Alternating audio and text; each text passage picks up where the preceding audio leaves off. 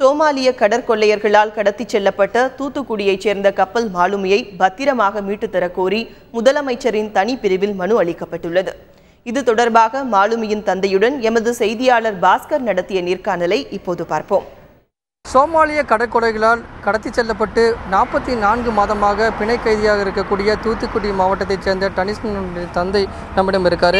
Sir, டனிசன் எப்போது கடத்தி செல்லப்பட்டார்?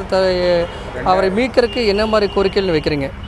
2010 9ஆம் மாதம் கப்பல் போனாப்புல சோமாலியாவை கிராஸ் பண்ணும்போது என் பையன் பிடிபட்டுட்டான். பிடிபட்டு 44 மாதம் ஆச்சு. நாங்கள் ஏற்கனவே சென்ட்ரல் கவர்மெண்ட்டில் எல்லாருக்கும் மனு கொடுத்துருக்கோம்.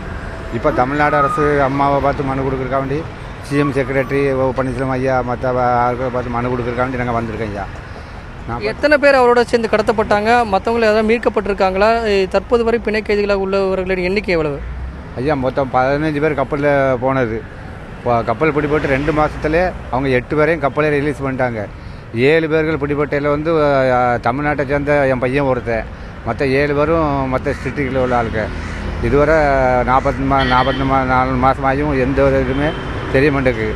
25 கோடி ரூபா பணம் கேட்குறாப்புல ஃபஸ்ட்டு பையன் பேசினான் ஃபோனில்.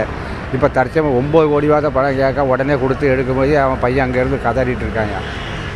இன்றைக்கி மனுவில் என்னென்ன கோரிக்கை முன் வச்சுருக்கீங்க? இன்றைக்கி தமிழ்நாடு அரசு அம்மாவை பார்த்து மனு கொடுத்து சிஎம் செக்ரட்டரி மற்ற பன்னீர்செல்வம் ஐயா இவங்கெல்லாம் கொடுத்து அம்மா குரல் கொடுத்தா தான் என் பையன் வரதுக்கு ஒரு வாய்ப்பாக இருக்குது. ஏற்கனவே சென்ட்ரல் கவர்மெண்ட்டை மனு கொடுத்துருக்கோம். அவங்க நடவடிக்கை எடுத்துக்கிட்டு இருக்காங்க. ஆனால் இருந்தாலும் அம்மா மூலியமாக போனால் அப்போ கொஞ்சம் எங்களுக்கு கொஞ்சம் நல்லா உடனே மீட்டு தர்றதுக்கு வாய்ப்பாக இருக்கும். அதை அம்மா பார்க்க வந்திருக்கீங்க.